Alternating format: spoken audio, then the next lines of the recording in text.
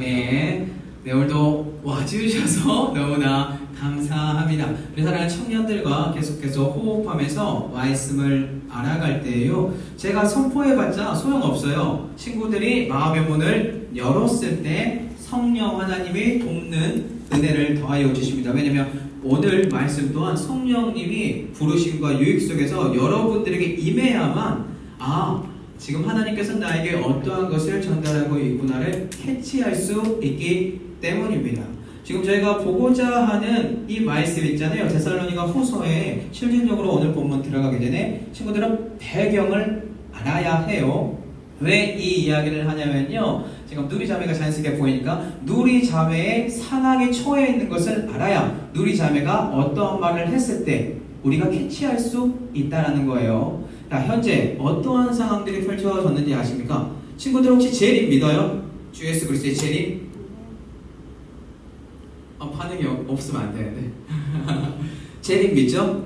네, 고마워요. 그러면 여기에서 한 번 더 질문을 해볼게요. 너무 쉬운 질문인데 고민해봐요. 예수님 이미 재림했나요? 재림했다. 손들지 마요. 네, 마음속으로만 생각해봐요. 손들지 말고. 자, 그러면 재림 아직 안 했다.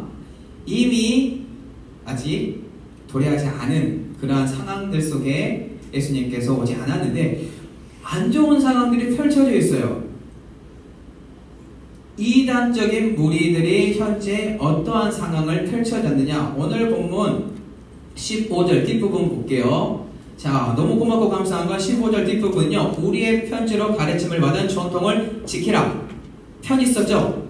네, 편지. 지금 위에 있는 내용들을 우리가 정확하게 깨달아서 알아야 한다. 자, 그러면 이 장을 봐볼게요. 이 장에 나와 있는 말씀 중에 1절, 그 다음에 자연스럽게 2절까지 연결되는데 제가 읽어볼게요. 거기에 편지가 들어가요. 형제들아, 우리가 너에게 구하는 것은 우리 주 예수 그리스도의 강림하심과 우리가 그 앞에 모임에 관하여 영으로나 또는 말로나 또는 우리에게 받았다 하는 편지로나, 편지가 지금 위아래 자연스럽게 두 번 등장을 하는데 여기서 말하는 편지는 뭐예요? 주의 날이 이르렀다고 해서 쉽게 설명할게요. 편지 이 사람들이 받았어요. 갑자기 우리 사람 청년들이 어느 누군가가 이단적인 사람이 와가지고 여기 속에 속해가지고 야, 예수님 재림했대. 근데 그걸 믿어버린 거예요. 이해돼요? 네, 그러면 내가 물어볼게요. 주님 재림했다. 그러면 어떻게 행동하고 어떻게 살아가고 싶어요? 어떻게 살고 싶어요? 자, 여기에 대한 고민들이 이 사람들이 없나 봐요. 충격적인 게 뭔지 알아요? 내가 원하는 정욕대로 마음대로 게으르게 성령 하나님의 부르심이 받았다면 그 안에서 사랑, 희락, 화평, 오래 참음, 자비, 양성, 충성, 온유, 절제, 자연스럽게 성품이 주님의 말씀이 드러나면서 그것이 하늘나라가 돼야 되는데 이 사람들이 지금 뭐라고 했는지 알아요? 야, 주님 재림했대. 야, 그냥 직장생활도 대충 하면 되고 대학생활도 대충 하면 되고 내가 지금 처한 상황에서 대충 살면 돼. 자, 정말 그런 내용이 있는지 볼게요. 데살로니가후서 3장 11절 제가 읽어볼게요. 우리가 들은즉 너희 가운데 게으르게 행하여 도무지 일하지 아니하고 일을 만들기만 하는 자들이 있다. 자, 3장 6절 형제들아, 우리 주 예수 그리스도의 이름으로 너희를 명하노니 게으르게 행하고 우리에게서 받은 전통대로 행하지 아니하는 모든 형제에게서 떠나라. 두 가지로 갈라져 버렸어요. 주님이 아직 도래하지 않았다. 재림이 오지 않았다. 그런데 주님이 왔다. 그러니까 대충 게으르게 일하지 말고 그냥 살아가자. 자, 안타까운 건 뭔지 알아요? 이 게으름이 왔다는 것은 교만이 왔다는 거예요. 지식이 아니라 교만이 왔다는 거예요. 근데 이러한 상황 속에서 하나님께서 어떠한 것을 주고 싶어 해요? 바울을 통해 우리 사랑하는 친구들에게 정확하게 부르고 있다는 거예요. 그게 아니다. 현재 거짓된 사람들이 세상의 종말을 계속해서 지금 우리가 마지막 종국을 살아가고 있는데 그 시기에 그때 알맞은 이단들이 각가지 다가와가지고 여러분들을 시험해요. 그리고 하나님은 이걸 뭐라고 하는지 알아요? 이 사람들의 가시를 통하여 너희가 정말 나를 경외하는지, 나를 믿는지, 나를 떠나지 않는지 테스트해요. 지금 이 사람들은 넘어져 버렸네요. 그러면 부르심이 두 가지로 나눠져요. 하나는 하나님께서 허락하신 부르심이고 나머지 하나는 뭐예요? 사단, 세상적인 유혹의 부르심. 우리 사랑하는 친구들을 보면 잣대를 세워야죠. 내가 현재 어떠한 부르심 속에 살아가고 있는가? 잘못된 지식 속에서 세상 사람들이 말하는 나의 유익에 쫓아서 말씀을 변형해서 해석한 다음에 야 이거 좋다. 쏙쏙쏙 단 것만 먹으면서 고난은 멀리하고, 그래서 내 안에서 초등학문 속에서 야 말씀이 이렇게 율법에 나와 있으니까 난 이렇게 살아야지. 괜찮잖아. 그런데 그게 뭐예요? 나를 보호하는 것처럼 보이지만 사단의 자녀가 돼서 지옥길로 가고 있는 아주 안타까운 상황이다. 그건 하나님의 부르심이 아니다. 자, 친구들 한 가지 예를 들어볼게요. 여러분들이 보고자 하는 것이 어떤 것을 가지고 있느냐에 따라서 세상은 달라집니다. 쉽게 설명을 하자면 여러분들이 핑크로 아름다운 세상을 보고 싶으면 뭐 하면 돼요? 핑크 색안경 끼면 돼요. 모든 세상이 그냥 핑크로 보여요. 여러분들이 보고 싶은 것을 내 마음에 품는 그 순간 말씀은요 여러분들의 것이 아니라 다르게 해석이 됩니다. 왜냐면 주위 사람들이 돌아봤는데 이 친구도? 이 친구도? 야 이렇게 살아도 괜찮겠다. 그런데 그게 아니다. 친구들을 너무나 사랑하니까 그냥 놓을 수가 없어요. 아담이 범죄했을 때 그가 세상의 부름으로 말미암아 달려갔어요. 사단의 부름을 받고 달려갔어요. 불순종의 자녀, 진노의 자녀가 됐어요. 하나님이 뭐라고 해요? 아담아! 어디 있느냐? 가슴 찢어지지만 사랑의 울림 속에서 외칩니다. 똑같아요. 이 친구들한테 똑같이 주께서 사랑하는 자들을 그냥 부르고 있어요. 그러면서 감사해야 할 것을 정확하게 알려주는데, 주님이 아직 재림 안 했지만 이미 창세전에 너희를 택했는데 성령 하나님의 조명이 있어야 돼요. 그게 있어야 내가 그 말씀이 믿어져요. 내가 어느 순간 살아가다가 하나님의 계시 속에서 성령의 울림 속에 그 부름이 어떤 뜻인지 깨달아지면 야 내가 창세전에 이미 하나님께 택함받은 사람이었네. 근데 내 마음이 완악하면 나는 율법 속에서 바리새인이 되었고 외식하는 자가 되었고, 그치 하나님 안에서 난 이렇게 살아가고 있지. 괜찮아. 근데 자기는 모른다는 거예요. 근데 알아요. 어떤 것 때문에 아는지 알아요? 불편한 찔림이 와요. 근데 내가 뭐하고 있다? 화를 낸다. 온유함이 사라져요. 절제가 사라져요.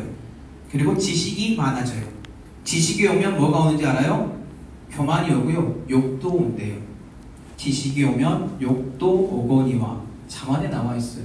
근데 지혜가 오면, 참된 지혜가 오면 지혜와 지식이 내 누이와 내 친척이 되라고 잠언에 나와 있는데, 그러한 은혜 속에서 성령 하나님이 여러분들을 사랑하는 마음으로 부르면, 그 부름의 울림이 내 가슴 속에 들어오면 그때는 달라져요. 왜냐하면 그 택함 속에서 성령의 거룩하게 하심 속에, 그리고 진리의 믿음으로 구원을 받을 수 있는 순결한 자, 순수한 자, 그런 사람으로 바뀌어버리니까. 정말 신기한 건요, 돌이킬 수 있을 때가 언젠지 고민을 했으면 좋겠어요. 저 같은 경우는 모태신앙이었지만 하나님께 정말로 정확하게 부름을 받았다라고 생각하는 건 청년 때, 25살 때예요. 멀리 있는 분이 아니구나, 가까이에서 정말 나와 임마누엘로 동행하면서 정말로 내 마음을 열고 내가 인격적으로 하나님 내 안에 오십니다. 영접했을 때 성령 하나님의 울림을 받는 거예요. 그러면 내가 어떠한 모습이 되는지 알아요? 내가 범죄하고 있는 이러한 것들 속에서 그 사람들과 멀어지고 싶어요. 예, 고등학교 친구들, 저 정말 그 친구들이 많아요. 근데 지금은 그 친구들하고 연락은 하되 많이 놀지 않아요. 왜 그럴까요? 노는 게 달라졌기 때문에. 하나 복음을 전해요. 그 친구들은 술 문화예요. 저는 그곳에 가서 술을 마시지 않고 그냥 거기서 안주를 먹으면서 같이 놀았어요, 청년 때는. 근데 하나님과 부르심이 깊어지면 깊어지고, 거룩함이 무엇인지 깨닫게 되면 깨닫게 되고, 친구들에게 무엇을 전해야 되고 알려줘야 되면 알려줘야 하는 그 순간마다 그 믿음에 대한 구원의 갈망이 내 속에서 계속해서 자라나니까 힘들어요. 미안하지만 멀어지고 싶지 않은데 힘들어요. 내가 물드니까, 내가 그 사람에게 소금이나 빛의 모습으로 다가가서 하나님의 부르심의 울림을 알려주면 좋은데 내가 물든다니까요. 사단의 부르심이 내 속에 갑자기 들어와서 그렇지 한 잔 마셔도 되고 괜찮아 그러면서 욕도 해도 되고 나 비하해도 되고 근데 더러운 건 입 밖에도 내지 말라는 그 아름다움이 자꾸자꾸 내 가슴을 내 입술을 계속해서 부르심 속에 치는데 성령 하나님이 살아계시는데 그거를 경험을 해버렸는데 어떡합니까? 살고 싶어요. 진짜로 똑바로.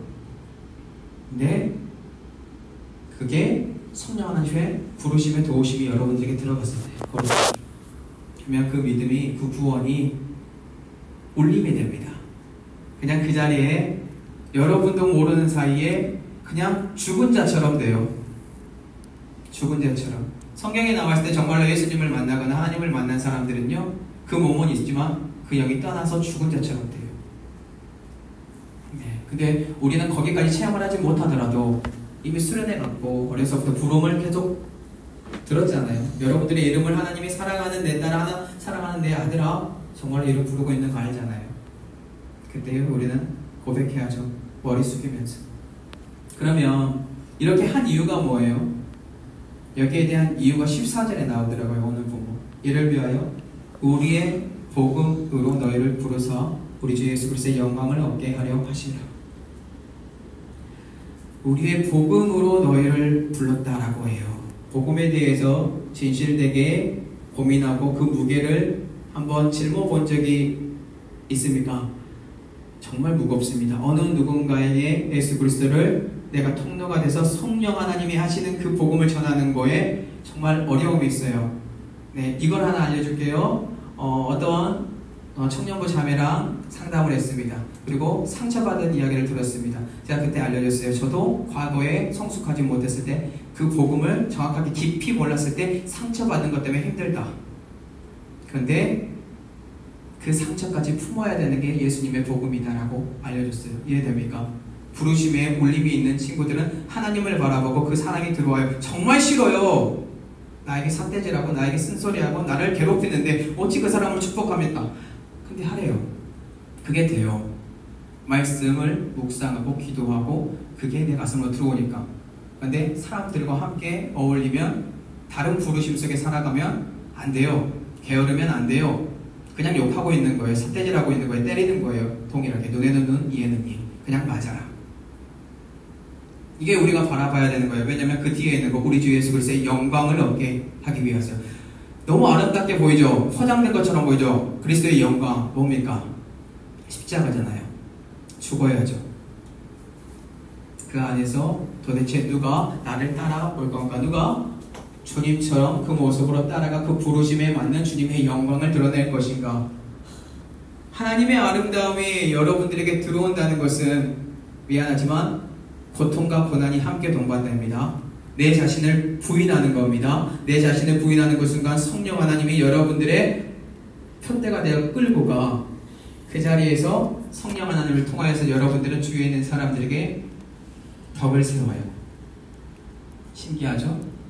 네, 성경에 많이 나와 있는 것처럼 하나님의 영광은 곧 미랄이 되는 것처럼 누군가 썩어야 된대요. 아파요. 고민해야 돼요. 저는 주 앞에서 고민하고 그것을 계속해서 묵상하면서 가보려고 해요. 친구들은 결단하세요. 그래야 돼요. 왜냐하면 이미 성경은 밝히 드러내서 보여줍니다. 오늘 마지막 절 15절 그러므로 형제들아 굳건하게 서서 말로나 우리의 편지로 가르침을 받은 전통을 지켜라.